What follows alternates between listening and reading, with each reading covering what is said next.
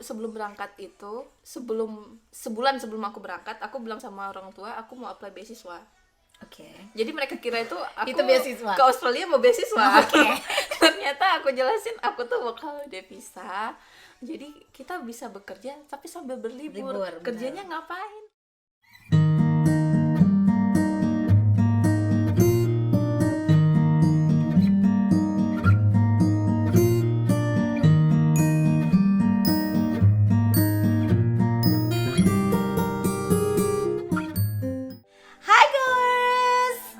Ketemu lagi di Chai with Eva bersama Siska. Siapanya nama lengkap kau tuh? Siska Vanita. Vanita. Ini adikku, sama-sama kita dari Medan. Siska, terima kasih ya Siska udah datang hari ini buat curcol di Chai with Eva. Minum dulu. Tegak dulu biar sebelum mulai sebenarnya dia udah minum dulu. Cheers dulu. Cheers. For free corona. Alhamdulillah. Enak ya? Enak banget ya, semua di situ ya jahe. Semua bandre itu namanya. Oh iya bandre, cuman biar kelihatan nih ya fancy. Atau bandre with Eva. Bandre with Eva biar lebih cocok. Oke, so hari ini kita mau ngebahas mengenai working holiday visa di Australia. So, Siska datang ke Australia. Siska datang ke Australia dengan working holiday visa dan saat ini sedang bekerja di farm di daerah Morayfield, Caboolture. Jadi kita mau dengar sedikit pengalaman Siska mengenai bagaimana dia bisa mendapatkan working holiday visa sampai akhirnya bisa bekerja di Australia. Jadi ini penting banget apalagi buat semua ya remaja-remaja yang masih muda yang pengen gimana sih caranya bisa sampai ke Australia dan apa sih yang bisa kalian dapatkan dari Australia ini.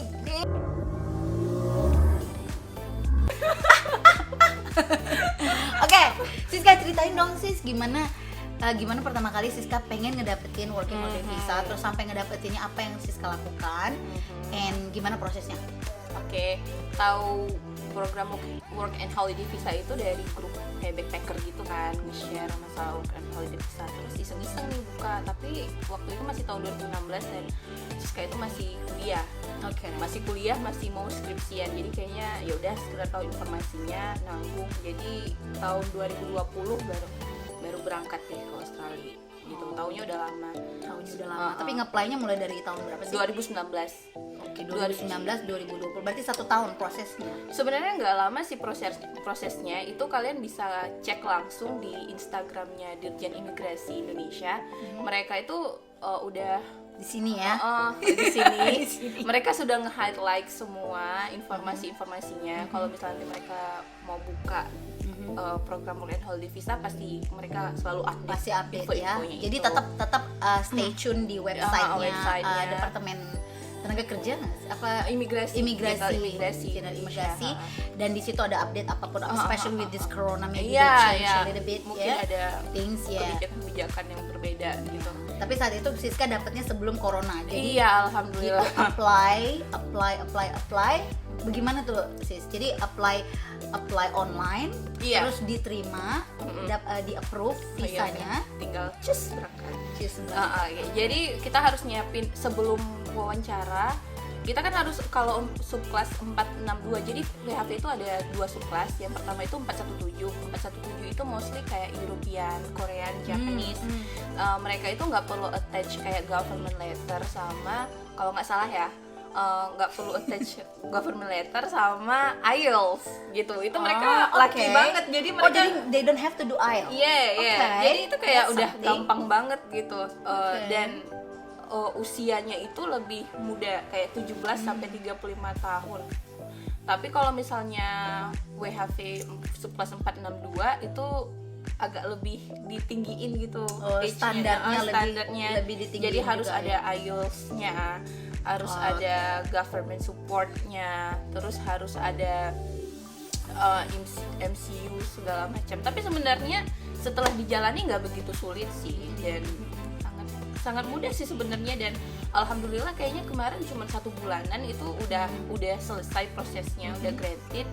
Cuma karena kemarin posisinya masih bekerja dan baru probation juga, baru masuk sambil nyari-nyari pengalaman gitu, makanya pending dulu berangkat ke Australia dan 2020 baru deh.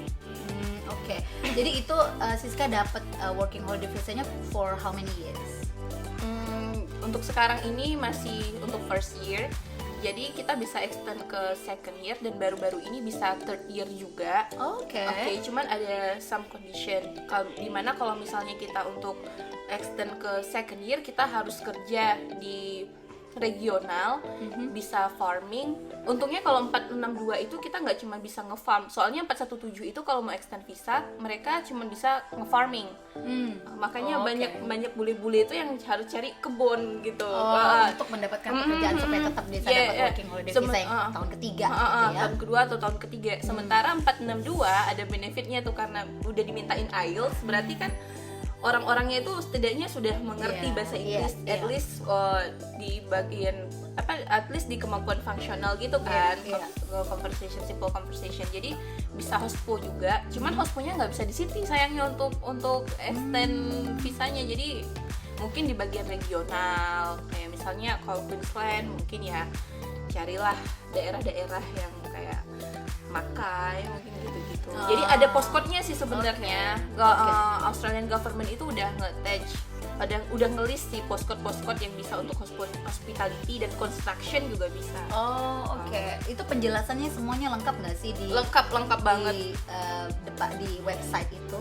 Iya. Sebenarnya udah lengkap banget. Kuncinya adalah Iqra, baca. Baca dan jangan malas membaca. Jangan baca. Soalnya nanti kalau ada juga tuh grup Work and Holiday Visa Indonesia subclass 462 di Facebook. Kalian bisa join ke sana kalau misalnya mau cari-cari info. Dan jangan apa namanya Facebooknya sekali lagi? Work and Holiday Visa. Work and Holiday Visa. Work and Holiday Visa subclass 462 nanti. Subclass 462. Membernya itu udah banyak banget dari tahun berapa. Mungkin ini bisa jadi informasi yang bagus juga buat goers kalian ya yang punya plan untuk working holiday visa ke Australia, bisa lihat Facebook itu dan bisa berbagi informasi. Pin postnya udah lengkap banget sih. Terus juga kalian mau cari apa tinggal di kolom search itu semua udah ada sih. Jadi tanpa ngedrop pertanyaan pun sebenarnya udah general information. Kadang gini ya, orang kan pada gimana sih caranya gitu kan.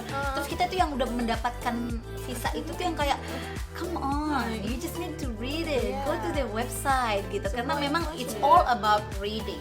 Like I've been through that, like when I did my partner visa, I have to read everything. It's just all about reading. So you have to can to read and understanding instead of listening someone else's advice, like you just have to read and go to their website and read. And terus Kak, waktu pindah nih ke Australia pindah ke Australia itu pertama kali Siska udah tahu nggak, did you get a job that time or you still no, so you didn't have a job when you just moved to Australia, so you just jobless. I'm here. At least sudah sampai Australia gitu dan posting udah sama di negara kanguru. Akhirnya sampai ke Australia. Hey, aku di sini walaupun belum dapat kerjaan. Tapi what next? Gitu. I did it gitu, kayak udah mimpi. Itu achievement kali ya. Achievement dong. Apalagi kan kayak sendiri, kita bener-bener survive sendiri tanpa ada sokongan dana dari siapapun gitu, completely independent. I already told her like completely independent. Kita tuh harus manage sendiri. Sebenarnya bagus sih bagi kalian yang jiwanya adventurous sekali. Definitely. Tuh, dan apply work and holiday. Waktu itu so you didn't know where you live and what you're gonna get in Australia and everything, have no idea. So pertama kali waktu nyampe ke Australia, pastikan keuangan juga nggak mungkin dong hidup dari uang yang ditabung itu ya, apalagi bayar bayar renting. How much? So when you move to Australia, when you get here, So you live with someone else's, and how much you have to pay for rent? Ya, Berapa harus bayaran rent Iya. house waktu Kemarin pertama kali nyampe ya? Aku buka-bukaan ya. Kemarin Oke. pas datang gitu Buka. kemarin pas datang itu aku nekat cuma bawa $1,000 Australian dollar. 1.000 itu 10 juta. Iya, Kalikan 10.000. 10.000. Everything Tapi- about buat Yeah, 10.000. it's not that much in Australia. Nah, not at all. Yeah, It's just like my Kenwood mixer. Can you believe it? It's over there. It's like Australia is so 700 still. expensive. Yeah, okay. Jadi waktu aku sharing sama teman-teman, we have dulu, to- waktu itu udah tahu belum sih kalau di Australia itu expensive? expensive. Udah tahu ya? Cuman atasanku itu dulu pernah kuliah di University of Queensland, jadi dia kayak udah ngasih insight sih gambaran-gambaran kasarnya itu di Australia itu seperti apa. Awalnya itu aku mau ke Melbourne atau Sydney ya, mungkin lebih gampang cari kerja kali. Terus tukar lagi mau ke Darwin, tapi katanya Darwin tuh terlalu sepi dan susah cari kerja. Terlalu deket ke Indonesia juga. Iya, terlalu dekat dan Berenang dikit nyampe. cuacanya juga nggak terlalu beda jauh kan. Iya. Jadi ya akhirnya kenapa kamu nggak ke Queensland aja? Oke. Oke, biaya hidupnya juga lebih murah gitu. Oke, Queensland. Sehingga saya berjumpa dengan kakak ini. Dan aku berjumpa dengan dirinya. Kira aku minta tolong bawakan Here we baju are. suamiku. Jadi yang kayak waktu pindah ke Australia belum tahu apa-apa, belum tahu di mana mau tinggal. You have no idea what this country looks like. Only have $1,000 in your pocket. And then when did you start thinking about getting a job? Karena kan you have to provide yourself, Yeah. right? You have to make money to provide yourself. That's the thing. So what did you do? Oke. Pertama kali ada nggak sih apply job Uh-huh. kayak di Seek atau Indeed? Oh, come on, tell me your experience. I miss this part because she just gone somewhere and she didn't share anything with me. So Oke, sekarang saya ke buka-bukaan. Jadi sebenarnya tidak seindah yang dibayangkan sih work and holiday visa, bekerja dan berlibur gitu. Bisa aja sih kita cari di kerja dulu sebelum berangkat. Cuman masalahnya adalah kebanyakan company itu minta nomor handphone dulu, nomor handphone Australia sama account bank number. Oke. Gitu-gitu pokoknya Australian things gitu kan. Ya agak susah sih kecuali kalian punya koneksi. Kalau punya koneksi mungkin bisa ini kan, tapi kalau apply langsung itu agak sulit. Makanya aku pas datang ke Australia baru mulai coba-coba cari kerja kayak dari Jora gitu-gitu, Iya, online Zora, job Indeed, Jora Indeed Six, apalah lagi Gumtree apa aja yang banyak. penting whatever as long as you Ya, work ya, and ya, get money. ya. Sempat drop CV juga, drop CV-nya duduk sama sendiri tuh bengong gitu, menunggu gitu. Jadi pertama kali mau mulai kerja itu kerjaan apa? Kerjanya oke, jadinya berkebun. Berkebun itu gimana sih ceritanya? Banyak yang orang-orang mungkin ya di Iya. luar sana berpikir oh datang ke Australia berkebun aja gitu. Oh. Udah tahu pasti uang, oh ada dapat uang gitu, you gonna get the money, it's easy job gitu loh. Nah pertama kali Siska itu dapat kerjaan farming ini dari mana sih, dari mana dan bagaimana gitu? Karena kan waktu itu udah lost ya, maksudnya udah Iya, iya. seminggu tinggal di Australia. Oke, this is the time I have to stand up and find a job for myself. So gimana pertama kali dapat farming gitu loh, yang kayak nge-farm itu kayaknya itu kan pekerjaan yang dipikir orang gampang ya. People thought that it's an easy job. Yeah. Gitu. Oh, yeah. Kayak di Brastagi ya, petik Iya, strawberry iya. itu kayak gitu. Oke.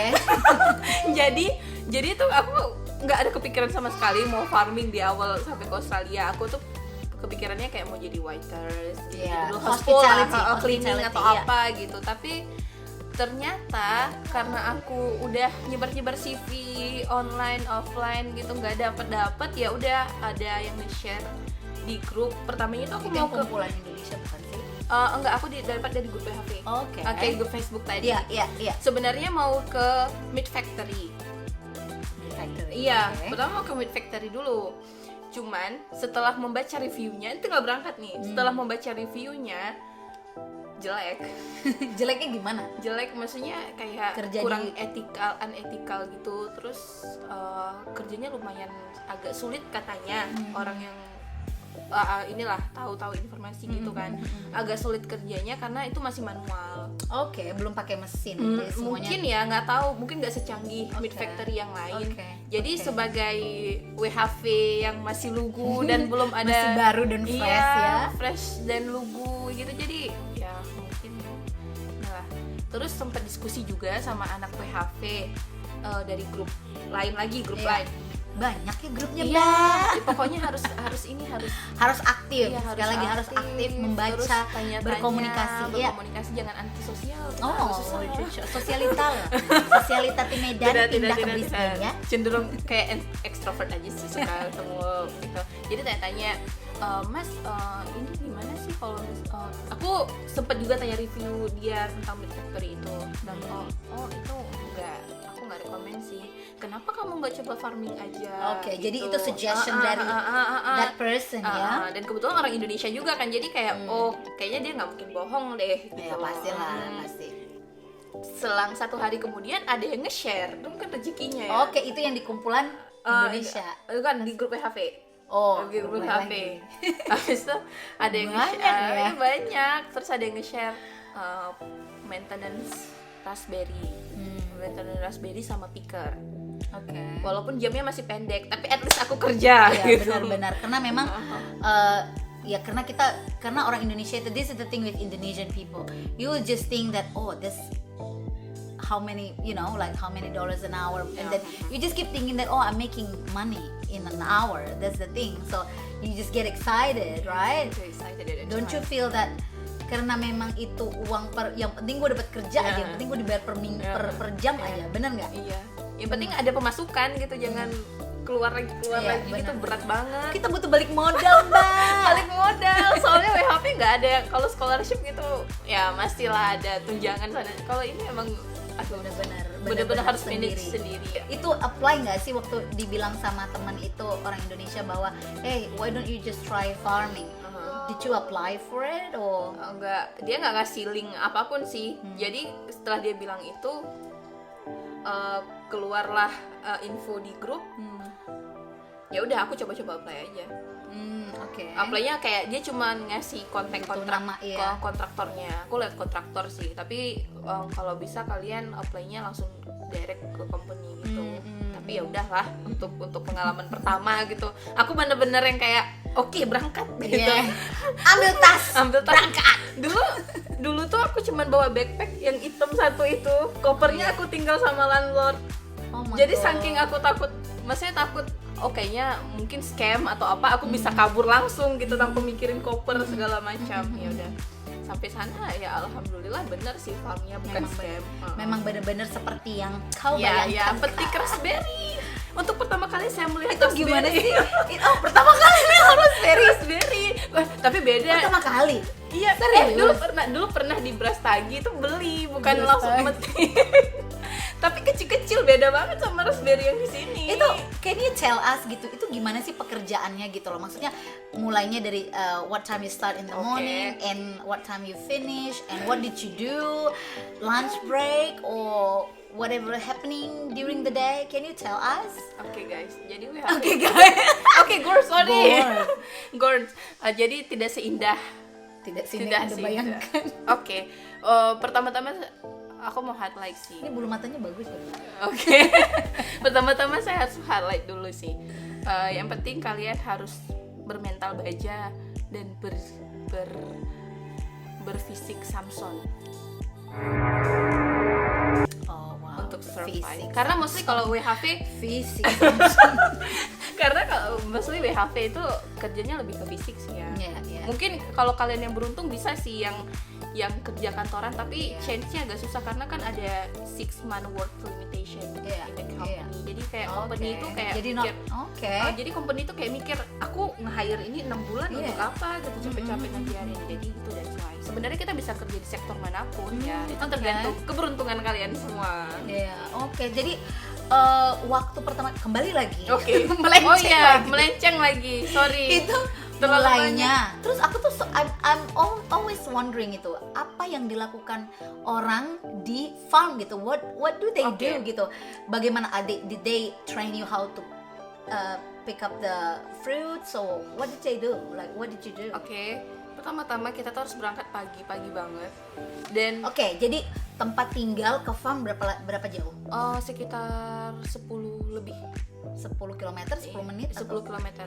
10 km. Jadi so you are traveling by bus or No, dijemput? Gak ada bos. Jadi kita kayak Itu kayak kampung ya saudara-saudara ya.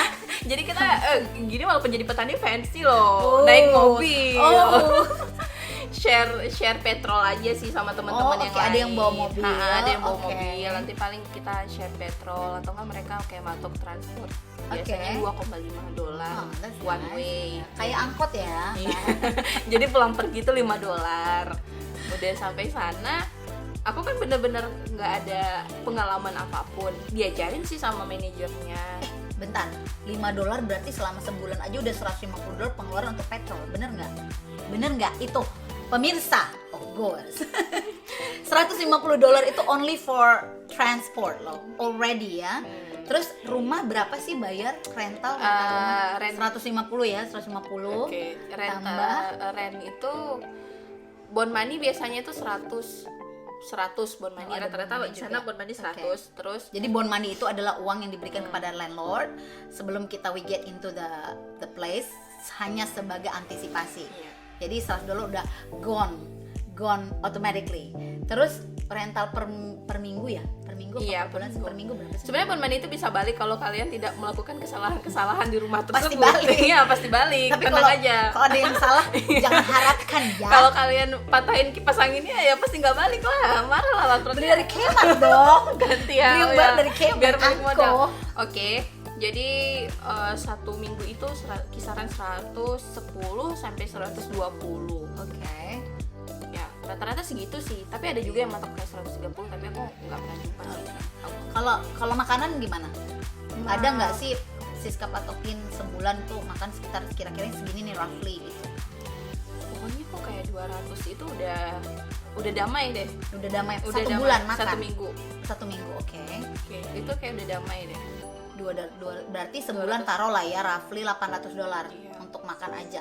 Berarti 800 per 150 950 per 950 per 110 berapa coba? Aduh, 1060 ya. 950 per tambah 110 berarti udah 1060 sendiri. 1060 sendiri pengeluaran satu bulan itu roughly ya. Oke, sekarang how much do you make in a day or in an hour? How much do they pay you for working in a farm? Unfortunately, I'm not lucky enough right now. Iya. Uangnya pas buat bayar makan. Iya, karena beneran mungkin karena corona juga, tapi at least saya kerja karena banyak teman-teman yang datang dari Sydney, dari Melbourne itu pada jobless karena job mereka di hospo pada di-cut semua. Jadi kayak agriculture, terus kayak livestock gitu, kebanyakan tetap hidup sih jobnya gitu. Untungnya itu sih. Terus aku tuh kayak kerja 1 jam itu kalau di farm $24,5 ya. 24,5 minimum wage-nya ya. Queensland segitu. Oke, berarti masih mungkin lebih tinggi dari situ ya. Iya, cuman jamnya dikasih pendek. Oke. Jadi sekarang ini Pak, awal-awal aku masuk kerja itu kayak 4 sampai 6 jam, tapi on off. Oke, jadi nggak straight in a week gitu ya. Itu Itu kerjanya dari jam berapa sampai jam berapa sih Siska? Kalau misalnya kerja dari jam berapa sampai jam berapa selesainya? awal-awal kalau metik itu dari subuh sampai jam 11, jam berapaan 12. sih kira-kira? Jam 5. Jam 5 pagi. Jam 5 itu berangkat, jam 6 kita start. Oke, Jadi kita start. harus prepare dulu. Kalau picking itu kita harus prepare dulu kayak nyiapin tray, terus kan pakai trolley gitu. Kalau misalnya kerja dapat hours berapa banyak? Iya, awal-awal dulu 5 jam. 5 jam. 6 jam. Ya lumayan lah. Lumayan lah ya, dikali lah itu semua saudara-saudara. Kali 24,5. Berapa kira-kira Siska dapatnya dalam sehari? Segitu lah ya. Iya, mudah-mudahan bertambah lagi. Amin, Mudah-mudahan corona. Iya, semoga Pascal. dapat 40 jam 1 minggu ada. Amin. Tapi Siska gimana sih merasakan dulu as you working for a company right in Medan. Jadi Siska ini dulu kerjanya di Medan di perusahaan Di NGO,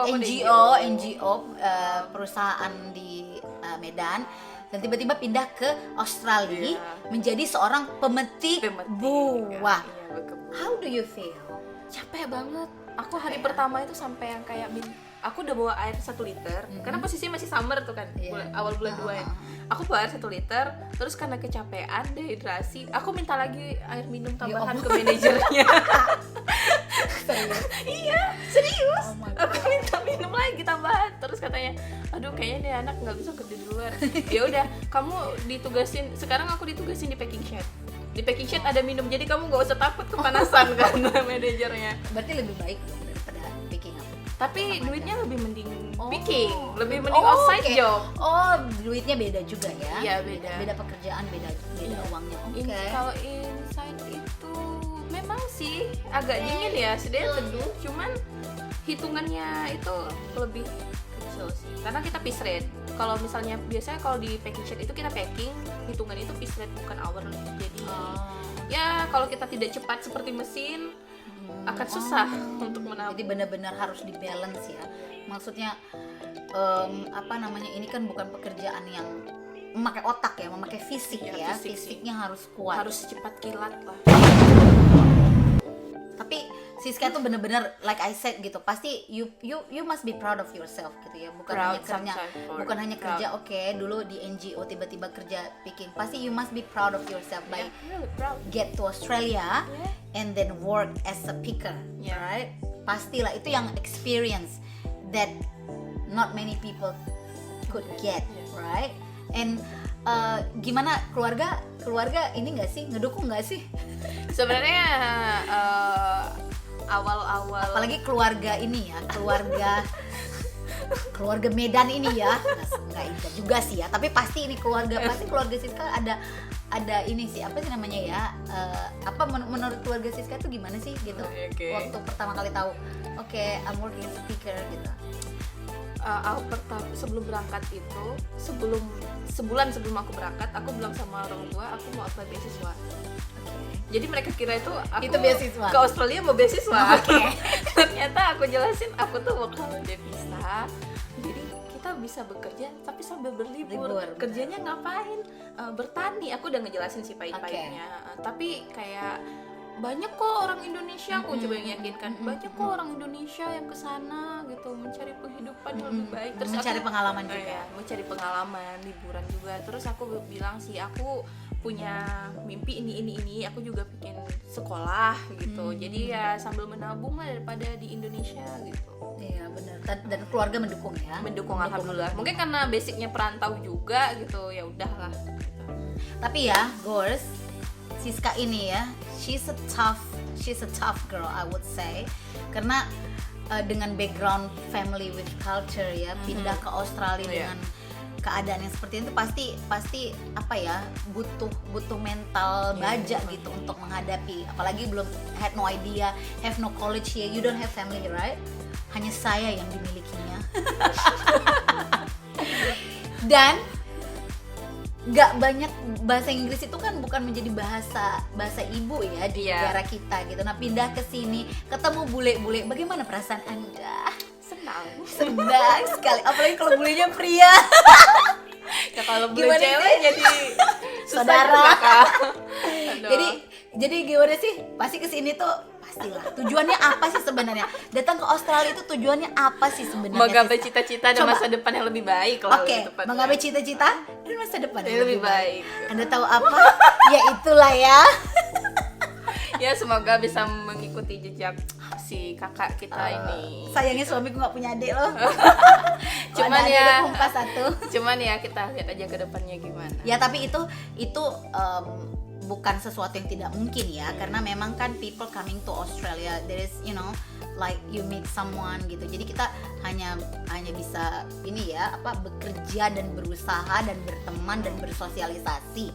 Ya kan? Kalau rezeki dapet, ya rezekinya untuk bertemu dengan si babang bule.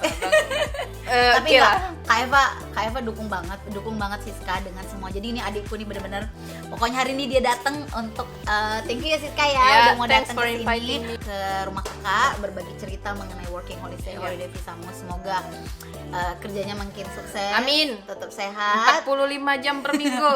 Doakan. Banyak loh itu. Banyak Lebih banyak dari donatku loh. Ya gak apa-apa, biar aja bersusah-susah dulu, bersenang-senang kemudian. Amin. Dan tetap keep in touch sama kakak ya. Ini udah kayak adikku sendiri nih Siska ini ya. Sama-sama kayak dari Siska ya. Medan, dua Sagittarius. Okay guys, thank you for watching and don't forget to subscribe, like and comment over here. Kalau And, mau tanya-tanya. kalau mau tanya-tanya bisa langsung di komen di comment box and I will extend the question to Siska. Oke deh. Alright. Thank you.